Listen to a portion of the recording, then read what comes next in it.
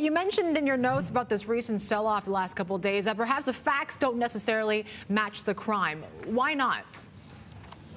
Well, I think the markets should have anticipated that we were going to get some awkward inflation numbers, and probably will do so for the next 6 or so months.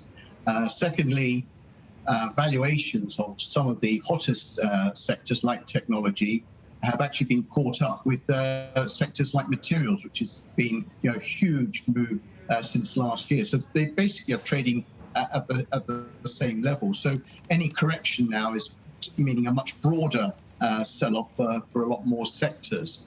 I think the last thing to point out is that we're already at some form of peak growth, though China's already seen its best quarter.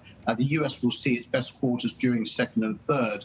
So there's a danger of everyone extrapolating the last year's GDP numbers into the future. And I think that to some extent is also why the market is correcting at the moment. We won't get such stellar turnaround in profits again.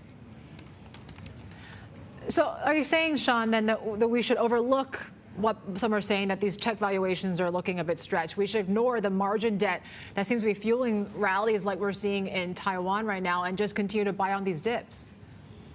Well, unfortunately, or fortunately, the best asset class during a bear steepening is equities. And I think the perspective that you need to take is that you are going to have these drawdowns, and the best discipline to have is one of a valuation one. So where you do get these corrections, sectors like the banks and up until yesterday, the energy sector were not necessarily looking overvalued at all.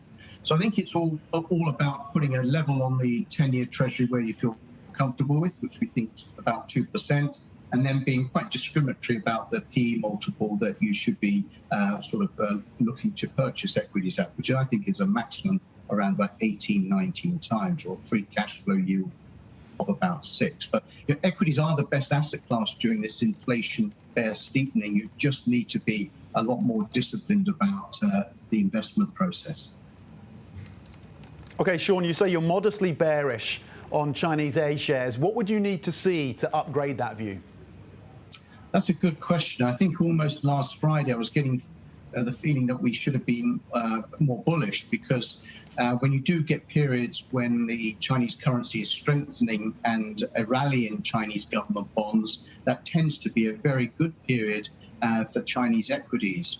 I think the difficulty at the moment, the one nuance, is that the rally in the government bond market and the strength of the currency is actually reflecting a savings bias, which means that actually we're not going to get necessarily a stronger growth over the next 12 months. And again, markets, I think, in China are beginning to realize that some of the higher valued shares are probably nowhere near going to be able to enjoy the type of level of returns or growth that they did in the last 12 months. And presumably, China's giving a good example to everybody of what it might look like, what global markets might look like sometime coming into 2022. But really, for us, it's more of a valuation call on China now rather than anything per se about the economy.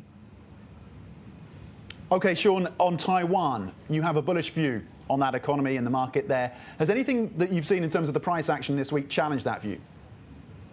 Yes, it has. I think this has been a good example for everybody, particularly in the United States and Korea, where there's been a large retail involvement, that you can't have a strong economy and the type of monetary policy regime that we have without necessarily very, very excess liquidity going into by retail investors into the market. And I think Taiwan's proved a good example of the fact that being in a crowded trade, when you get a change of sentiment, which is exactly what's happened in Taiwan on Monday and Tuesday, does mean that you're going to get a pretty decent correction.